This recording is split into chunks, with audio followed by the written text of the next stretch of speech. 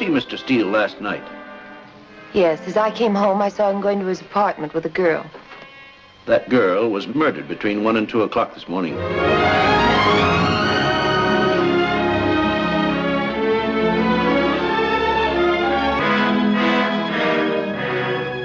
I hadn't anyone till you. I was a lonely one till you. What's he doing here? With or without his wife, or tailing me. I've been looking for someone for a long time. I didn't know her name or where she lived. I'd never seen her before. And a girl was killed, and because of that, I found what I was looking for. First, you have to have enough imagination to visualize the crime.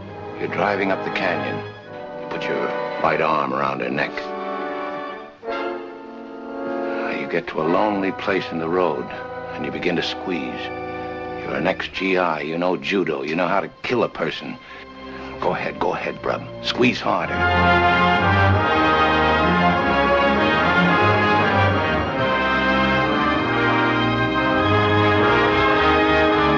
You know Dix didn't do it. You saw him after the girl left. But Lochner has a different idea. He believes Dix could have done it. I left his office feeling as though he were trying to warn me.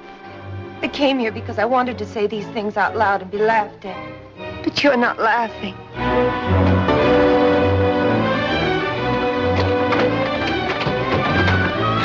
Let me in. So, are you taking to Las Vegas?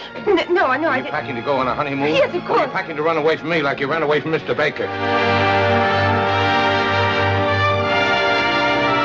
Dix.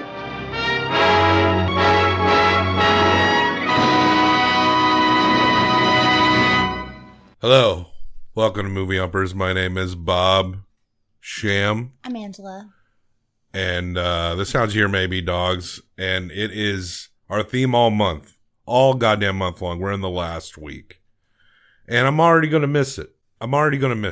Because this might be the most heavy hitters month ever.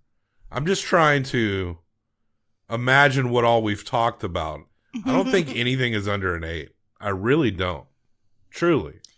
No, I don't. I can't think of one that. I might be forgetting something, but I don't think anything is under an 8. I was trying to think if I'd given anything less than a 4. I don't know if I have. Nah, because is perfect. We truly have selected some standout bangers. I think we'll be talking about 21 film noirs by the time it's all done, and even narrowing that down and getting what I wanted. I just want to point out that I think some of the Marlowe movies may end up being lower.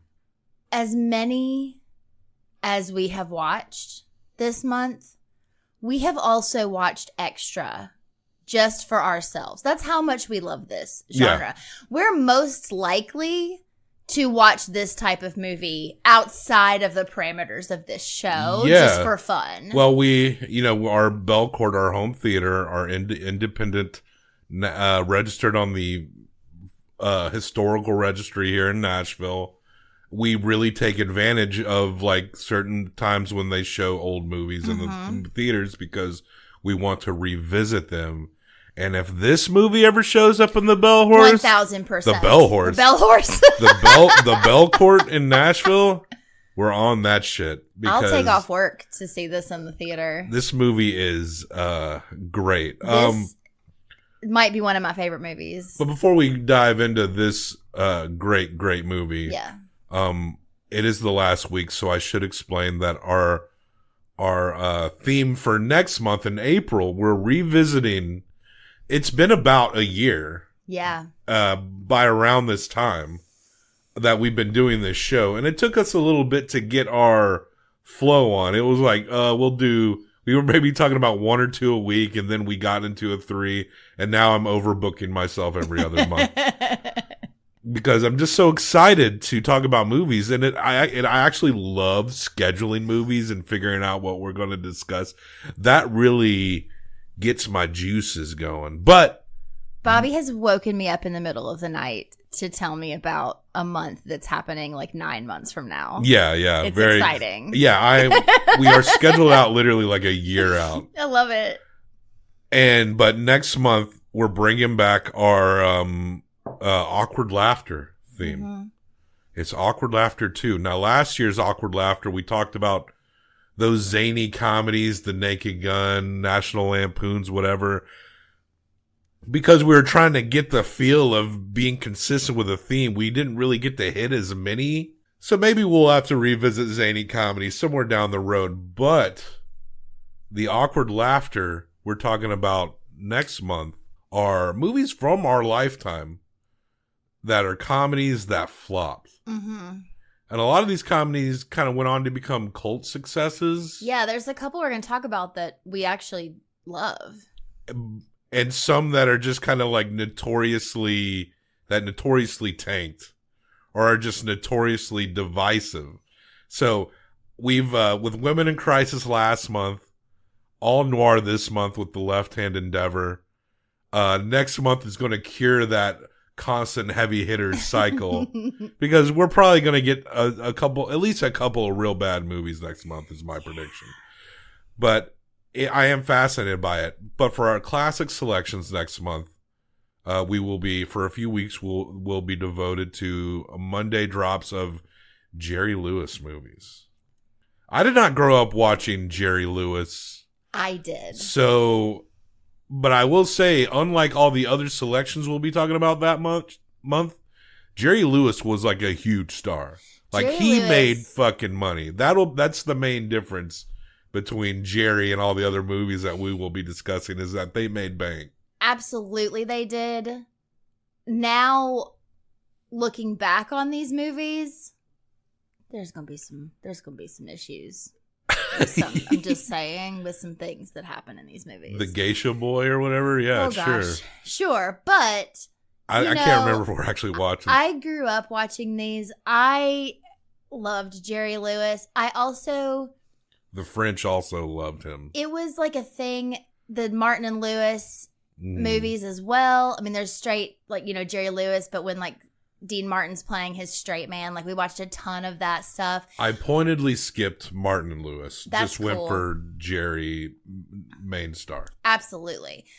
Which I appreciate. But all of that. And even my family was so in love with Jerry Lewis that we also had a yearly tradition of when the muscular dystrophy telethon was on, we would stay up all night putting together puzzles and watching Jerry Lewis. My house, it was Elvis, John Wayne, and Jerry Lewis. I just liked it when Jerry would put his mouth around like a pint glass. Have you ever seen images? Like, it was a shtick he did. He would like put his lips around a pint glass and just hold his head with a glass sticking out of his mouth. Maybe I've seen it. I don't know. I feel like That didn't stick out to me. Guess you're not a fan. I am a fan. I feel like I've also seen people do that at the bar. Well, yeah, they probably were inspired by Jerry Lewis. Enough of that. Left Hand Endeavor last week, and we are tackling another Nicholas Ray movie. Nicholas Ray also directed They Live by Night, which we discussed in our first full week one, which is a pleasant surprise. He also, so good. His most famous movie, probably Rebel Without a Cause. And this movie ended up being very personal for him because he was married to the lead lady, Gloria Graham, who you might remember as Violet from It's a Wonderful Life. He was married to her, and they were separated when this movie was being made, but they didn't tell anyone. Yeah. And this movie, it stars Humphrey Bogart, Gloria Graham, Frank Lovejoy, Martha Ruth Stewart. Very loosely based on a book by, Dorothy Hughes. Which is so interesting because part of the plot of this is him writing a book very loosely based on or a screenplay very loosely based on a book. I mean, I think I did watch a Nicholas Ray hour-long documentary. It's part of the supplementary of the Criterion version of this movie, which I do recommend specifically the criterion for this specific movie because the supplementary stuff is good. Mm-hmm. From that, I learned that this was an incredibly personal movie. Bogey, he plays a guy named Dix Steele, D-I-X Steele, and he is a Hollywood screenwriter who's had some rough luck with it since the war ended, and they're trying to get him to write this particular movie, but he ain't having it. He thinks it sucks. He doesn't even want to read the book. So this is an aspect of Nicholas Ray that I've come to learn, in that he was a guy that managed to have mainstream success in Hollywood despite the fact that he fucking hated dealing with the system itself. And that's exactly the Dick Steele character here. He's being offered these scripts. He's given this book, and like everything sucks. Like, he makes it clear he wants to make real art. He wants to write real art. And there's even this aspects of like this young Hollywood trying to churn out a buck. And he's like criticizing people for, I mean, Hollywood, any producer will be like, it's a business. But Dix is presenting himself as someone who at least wants to put out something that is meaningful. I won't work on something I don't like. Dix, my boy, how many times must I tell you? I know, it's just another picture. But are you in any position to be choosy? You haven't written a hit since before the war, and your last picture... So it stunk. Everybody makes flops except you. You haven't had one because you've made and remade the same picture for the last 20 years. You know what you are? You're a popcorn salesman. That's right, so are you. The only difference between us is that I don't fight it. Yes, but that's led him to have not written anything for, what they say, like 8 years or something? Yeah, like since before the war did he have a successful picture. So he's dealing with like these young scumbags coming up in Hollywood, these kiss-ass sycophants. They're disrespecting his old actor buddy friend. Yes, which I understood him in that moment so well. Yeah. You know, there's this older guy who's not getting the jobs anymore, and so he drinks all the time, and guys like Dix kind of take care of him. Mm. They have this friend group who've all known each other for so long. Dix, his agent, this old actor guy, there's a couple other like tangential people, but they all recognize that the dude is a drunk, but they also so appreciate who he is and what he's done. And he also, though the fact that he's drunk, he genuinely loves them, and he's a sweet guy to be around. You find out later that Dix actually gives him money even though Dix hasn't worked in a really long time. So around this club, he kind of becomes connected. Well, he meets this young lady named Mildred Atkinson. Mm-hmm. She's a coat check girl, who is played by Ruth Stewart, or just Martha Stewart. And he talks Mildred into coming over to his place late one night because he tentatively agrees to at least read this book, but he doesn't want to read the fucking book. He's like, I'll pay Mildred to read the book and then tell me the story. She read it on her own. Yeah. It had gotten left there for him, and she just picked it up, and she was so into it. He's like, well, obviously you love it. You can just tell it to me. Now, this seems like he's trying to get a hookup at the same time. Mm-hmm. It might have been an idea. I think it was, but it's not one he's going to work too hard for. And she ends up being annoying. Yeah, a little bit. But he doesn't hate her or nothing. No. If this happens to work out this way, then it'll be fine, but I'm not going to try that hard. Well, later he's asked, did you intend on anything happening? He goes, well, if I did, I didn't act on it. You know, it's that whole idea. He pretty much explains it like, if she's going to make it easy for me, no problem. Yeah, but as soon as she was like, oh, you're taking your shoes off, he was like, okay, just tell me the story. Just tell me the story. So we go through the scene where she explains it. She's like a nice lady, but she's a little goofy. But at the end of the night, he's fucking tired. And he's like, look, I can give you money for a cab. There's a station over here. Would it be all right? I know it's late. Would it be all right if I just didn't walk you out and I just hand you the money and go? And she's like, well, I guess that's okay. And so that happens. He goes to bed. The police show up, one of which is his old war buddy, who he was like under command, he was like a major that he used to boss around. So they knew each other, but he's a cop. And so they bring him in for questioning. And it's kind of not very subtle. Like, I remember when they revealed, like, I kind of figured, like, oh, did something happen to Mildred? And I felt like I was more shocked that she was killed than Dix was. Yeah, well, and what we don't see is so important. We don't see them tell him that she's dead. Yeah, which We is an interesting see choice there. Part of a It's just kind of conversation assumed. after, Yeah. where he's just like chatting. And I love the way it's set up because it's assumed that he doesn't know yet because he's being so cool and just like kind of even like joking a little bit. You know, he's giving these like kind of like sarcastic answers, which is just his thing.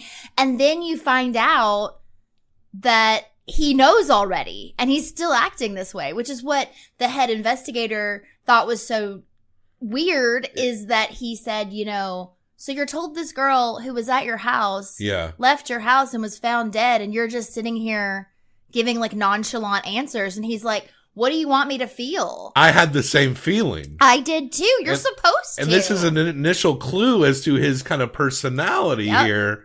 As this movie is set up, he's like Humphrey Bogart, as you would classically. He's a Hollywood writer. This is almost in the Sunset Boulevard realm of film noir, in that there's some like criticisms of character within the film industry. But yeah, we're sitting there, it's like, man, he's very flippant. You're told that the girl you were with last night was found in Benedict Canyon, murdered, dumped from a moving car. What's your reaction? Shock? Horror? Sympathy? No. Just petulance at being questioned. A couple of feeble jokes. You puzzle me, Mr. Steele. Well, I grant you the jokes could have been better, but I don't see why the rest should worry you. That is, unless you plan to arrest me for lack of emotion. I know he didn't know her personal, but he was nice enough to her. You figured he'd be like, oh my God, that's so awful, at the very least. You naturally feel the bogey one-liners. He's a Hollywood writer, so he's quippy, he's smart. You get that. And then you sit through this scene and it's like, that really is kind of completely inappropriate. Did you think he was guilty? No. I never did. No. And I think it's not supposed to make you think he's guilty. Yeah, but it makes the way he acts. Because we know he's not. We know he's not. The way he acts makes the other people think that he is. Yeah. And it's almost... And you get it, though. You get it, but it makes it more frustrating because you're like, Bogey, just shut the fuck up. Dicks. But it's interesting because, you know, he leaves after he's been questioned, and he does say, oh, there was a woman who saw me, because he needs an alibi. He doesn't have one. And the woman who saw him is our gorgeous leading lady, Gloria Graham. I love her. Perfect in this role, but she does provide an alibi for him, and they also officially meet through this. Yes, because so he saw her when they were first coming in, and obviously she probably was like, oh, who's just bringing a girl home? You know, she had just moved into the apartment across from his. So they're kind of across a courtyard from each other. The thing that's interesting is she gives him an alibi, but she lies. Mm-hmm. And because she saw him when they were coming in, and then later there's this part where the girl's still telling him the story because she's just yelled, and then she says, help, help, and he's like, quiet down, I have neighbors. And he looks out at that point and he sees the lady across the way in a negligee, and they kind of have a moment where they stare at each other, but then he closes it. Then he sends the girl home shortly after. She says that she saw him alone in his apartment after the girl was gone, and that was a lie. Through his blinds or whatever, yeah. And it's interesting because then, you know, he asks his agent, like, who's this woman? You know, she finds out she's an actress. She was dating this, like, rich real estate man that she ran away from. But also within that, like, she lies to protect him, and she says she doesn't know him, and they were like, well, why'd you pay so much attention? And she says, well, I like his face. After she leaves, the head investigator's asking his guy who was in the army with him, why do you think he was acting that way? And he said, he has always been that way. We could never read him. None of us ever knew what he was thinking. Mm-hmm. He was great. He's like loyal. You know, he did his job. Yeah. But he doesn't have emotions, basically. And it's really interesting because, you know, we know as an audience that he didn't commit this crime. Absolutely. He fell asleep. He's been asleep. So we think we're going into kind of like this angle of a mystery where He's going to have to figure out how to clear his name because obviously he's going to probably help solve a murder, maybe? But he's not trying to clear his He's name. not He's trying. walking around talking like, well, if I did do it. I mean, he's very, Yeah. this is how I think it would be done. And but it seems like also his only real friend, other than some of the people we meet at the club, is this cop guy.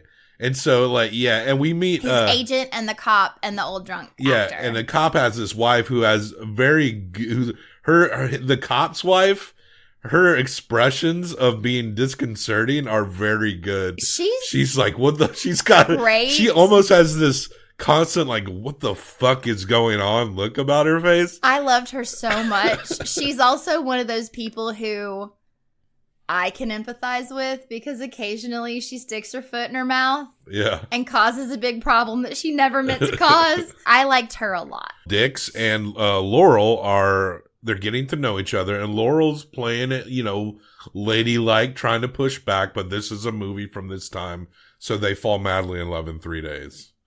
And then they kind of have, it feels like things have passed like months, but it's been a few weeks. It's only been like maybe a week. There's this scene, well, at one point when they call her back in for more questioning, they say it's been 3 weeks. And so, she lives across the courtyard, but you can tell they're always together at one house or the other. And there's this lovely scene where the agent comes over, who's kind of like a father figure to Dix in a way. He kind of treats him that way and loves him in that way. And he comes in to see them, and she answers the door, and she's talking about, oh, he's writing. Like he's like completely out of it. And I love it when he's like this. Dixon, Huh? Mel is here to take you to the beauty contest. I'll be ready in a minute. He thinks you'll be voted Mr. America. Good.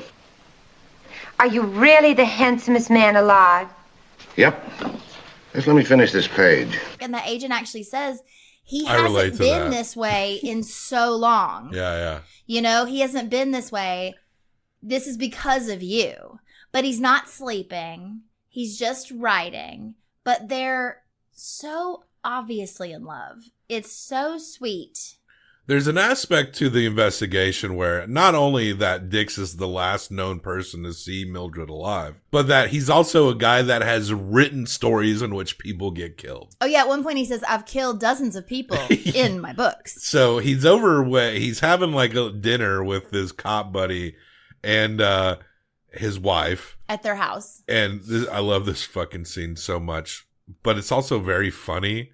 And fucked up. He's trying to explain what he thinks kind of happened as to whoever killed Mildred. She had a boyfriend who she canceled a date with to go tell him this story. And he, from the beginning, has said, have you talked to Kessler? And that's also what we're saying at the screen throughout the movie. Like, what about the boyfriend? Isn't it? What is it, like 90% of the time? It's the boyfriend or the wife or the whoever? So he has them sit down, the cop and his cop buddy and the wife, walking him through what he thinks happens. He's like, imagine, you're just driving along, like the way she was strangled, getting shoved out of a moving car. Like they have all these facts. And he's like, well, you put these facts together, right? And imagine you're just with this girl and she's driving you crazy and you got... She's telling you she's done nothing wrong. You pretend to believe her. You put your right arm around her neck. You get to a lonely place in the road and you begin to squeeze. You're an ex-GI, you know judo, you know how to kill a person without using your hands. You're driving the car and you're strangling her. Getting super into being like, and then it gets tighter. He's like directing them. You don't see her bulging eyes or protruding tongue. Go ahead, brub. Squeeze harder. You love her, and she's deceived you. You hate her patronizing attitude. She looks down on you. She's impressed with celebrity. She wants to get rid of you. You squeeze harder. Harder. Squeeze harder. It's wonderful to feel her throat crush under your arm. Rob, stop it! Humphrey Bogart, in this particular scene, completely breaks the veneer of his own caricature. Mm-hmm. Like his classic Hollywood image. And he's actually like fucking acting, right? I mean, he's an actor. He's a good actor. Yes. But he's like a classic leading character acting man. He's not expected to go on these intense ranges. But this one, he completely shatters that manufactured image, and he genuinely looks like a fucking fetishist creep. This photo. The image right above my head, that's the image I'm talking about. His guard is down. He looks like he's getting off on like trying to explain and like assert this idea of this murder. But his cop buddy, what's funny is like the cop's like actually squeezing and He's the wife into it. and the wife's like, ah! Rob, stop it! I didn't hurt you, did I?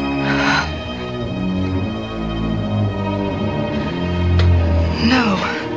The cop seems so gullible, like he's been hypnotized into accidentally strangling his wife or Absolutely. something. And then she says stop. And he lets go of her.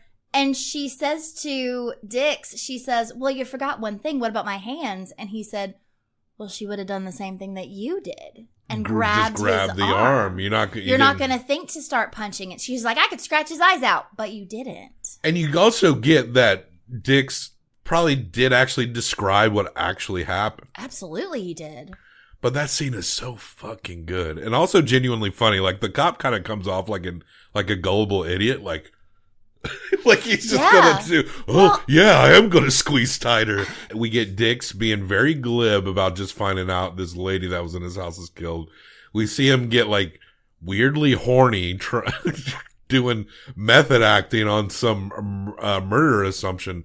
We also get information from the police that in a previous relationship, he was actually abusive. And we meet the ex, and she seems to not hold a grudge on him. At the beginning of the movie, we find out later that it's her, but at the beginning of the movie, she's trying to get with him. Yeah. She's like, I was calling you all night. And he said, well, I don't answer my phone. But they had domestic problems. Apparently, he was violent with her. So we broke her nose, but then later she denied. So even though we know he didn't kill this woman, we're starting to unravel the fact that this guy actually has extreme anger issues. There's a scene where he and Laurel, Gloria Graham, they're driving a car, and this guy like cuts him off or something, or almost hits him. It actually doesn't seem like a big thing. It's because Bogey's already mad, or Dix is already mad because they were at the cop and his wife's house. And this is when the wife sticks her foot in her mouth, where she says something that Laurel told the cops when she got called in again that 3 weeks later. She didn't tell Dix that she got called in. Right. So then he's like, she didn't want to worry him. They still think it's me. You're lying to me. And he gets pissed and runs off, and she basically has to jump in the car to go with him. And he is driving like a fucking maniac. So it's actually his fault. Yeah, but he gets mad totally. he scrapes the other guy's car, and the guy's like, you see my car, my paint job costs $200, and then he loses it. He runs him down and beats his ass on the side of the road. Picks up a rock. And what's funny is that person, because this is Los Angeles, Hollywood or whatever, that person, they see that person's name in the paper, like that person ended up being like another actor or something. Not a character essential to this story, but it just so happened to like show like this actor got his ass beat by this writer. And when Gloria Graham is trying to like call him on it, he doesn't reference the fact that he was a dick driving insane and caused a thing. He was like, yeah, he called me a so-and-so or something. Like, it was just about that last thing and not the thing that led to all of that. He was beating him, and he had picked up a rock, and she actually yelled, stop, you're going to kill him. Yeah. Yeah, he was going to like literally brain him with a rock. And this was the moment that put doubt in her mind, because she starts seeing him being so violent. You know, even before that, she couldn't get through to him. She sees he has a capacity for violence, that he's drawn to it. And there's this is a rare performance for Humphrey Bogart. I'm trying to remember the name of the movie, but there was another movie he was in where he was actually the villain of it, in which he was like a commanding officer who tried to court-martial these guys, even though they did some, what is the name of that fucking movie? But it's one where he was like kind of an asshole in that one. And there, other than this, I mean, this is this movie almost tricks you like you're going to see your typical Humphrey Bogart movie. And then it's like, oh, this guy is completely unsettling, right? You know he's not a killer, but you can't blame everyone. You can't blame the people around him for like having these doubts. Yeah, he's not a bad guy, but he has anger issues.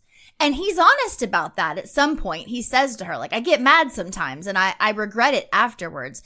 It's almost like they're in this spiral where he's almost like manic sometimes because he's so in love with her.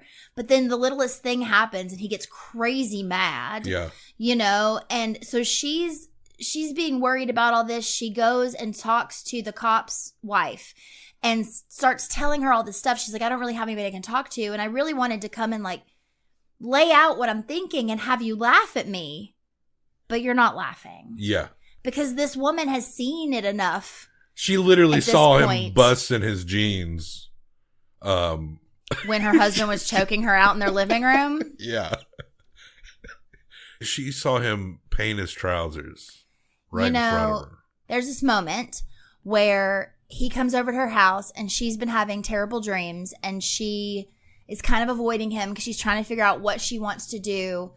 And she's already thinking about leaving him. She runs away. She's a girl who runs away. She doesn't face it. She just disappears. Yeah. And we never meet her ex-boyfriend, but he's referenced so much through the movie as like the man she went away from. It's a real misdirect. Like you almost think this is all going to converge into some like murder solution. I thought so too. The like whole maybe movie, he went to get her and found that other girl instead. I'm sitting by you this whole movie up until like the last 15 minutes where I'm like, she did it.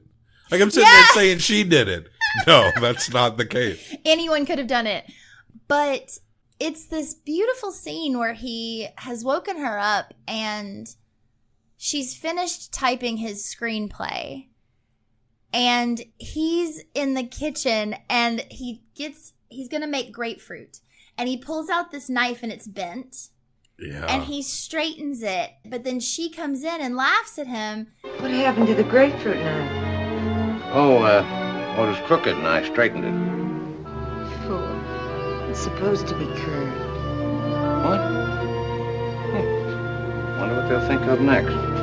It's a grapefruit knife. It's a grapefruit knife. I will say I've never heard of a grapefruit knife. I haven't either, but it makes sense. Yeah. And just that whole thing of it's bent and he tries to straighten it, but it wasn't supposed to be straight. It's just this, like he's not how you think he's supposed to be, but he can't be something else. Yeah. This is just how he is, you know? And so he says to her, she's sitting across the kitchen from him and he's doing the grapefruit with the knife he's just broken. And she's talking about how she loved the love scene in the screenplay. And he says, Well, that's because they're not always telling each other how much in love they are. A good love scene should be about something else beside love. For instance, this one.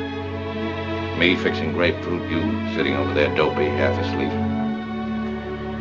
Anyone looking at us could tell we were in love.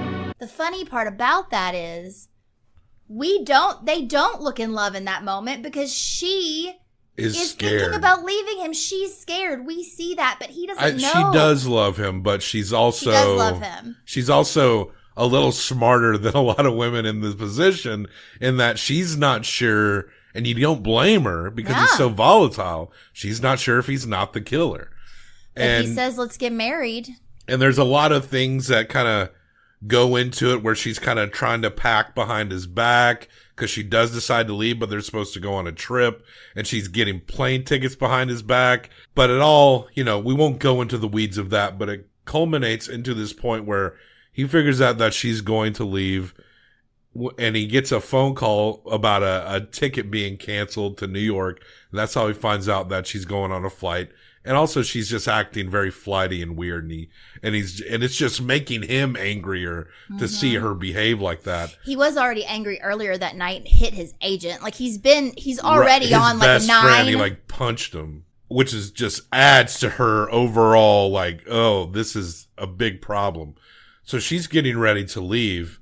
Meanwhile, the thing that we've been saying, like, what about the boyfriend? What about the boyfriend the whole time? This is so great how it kind of does this. that this whole murder that you're like, who did this? Who did this? At one point, the police are like, yeah, the boyfriend confessed. It was just like he had saying, apparently tried to shoot himself in the stomach. Yeah. And had written it all down. So they had a written confession, and he was in the hospital. And before Dix left the restaurant to go after her, the phone rang for him. Yeah. And it was the cop trying to tell him, oh, we got this confession. We know it's not you guys. But he was already gone. Yeah. And so he goes to her already mad, thinking she's mad because he hit his agent, who's their friend, not because... And then he finds out was planning on leaving, packing, and then he gets over her, and he starts choking her. I love you, Dix. I'll marry you. I'll go away with you. Take me. Run away from me the first chance you get. Don't act like this, Dix. I can't live with a maniac. I'll never let you go. Dix, don't. Dix, please. Don't, Dix, please, don't. And while he's doing this, the phone rings. We know who it is. It's the cops being like, we got the killer. We got the confession. Fortunately, he stops. And then he kind of instantly is like, oh my God, what am I doing? And then he walks over to the phone. And then he answers the phone, and they're like, look, we're sorry we put you and Laurel through all this.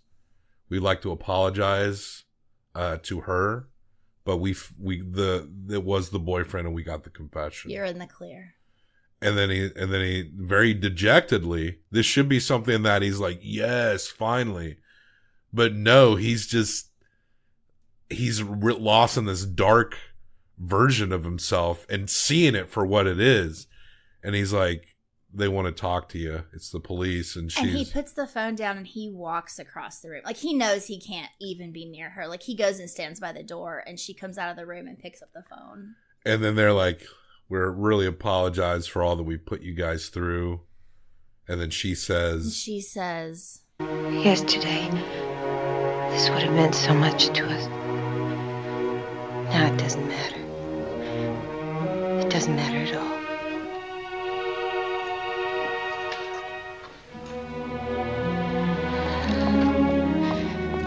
and he walks out. It's done. They're not going to be together. He he choked her.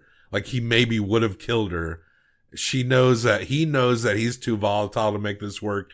She knows this is never going to work. They just can't go back from that. And we see him just dejectedly just walk through the courtyard, just profoundly disappointed in himself, which is really, I mean, we established that he has some kind of like, in the beginning, that he has a heart. He has kind of a moral sense of what he wants.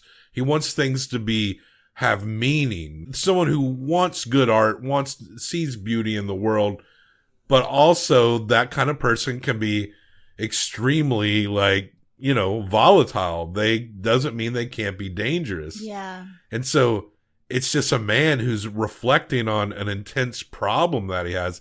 Now remember, I said that Nicholas Ray and Gloria Graham are married, separated secretly throughout this whole production. Their relationship is dead. And he's directing this movie about this couple that are in love, and by the end of it, it's just a relationship that cannot go forward. Apparently, the original idea was that he literally was supposed to kill her. Like, that was actually it. And then Ray was like, I want to do this different. And apparently that last bit was improvised completely. It's perfect. And I think. And the thought of like having him kill her, it does have the dramatic weight. I think it still would have been a great movie. But there's something, I guess, just knowing that little extra layer of it, it does help to perceive it as a little more special. And Humphrey Bogart cites this movie as his favorite, looking back on his career. And and this is a guy who made like 100 fucking movies, and plenty of good ass movies. Yeah. And combine 1 through 5, it's a 5. It's a 5. Yeah, this is one of the great bogey movies. Classic Hollywood themed film noir.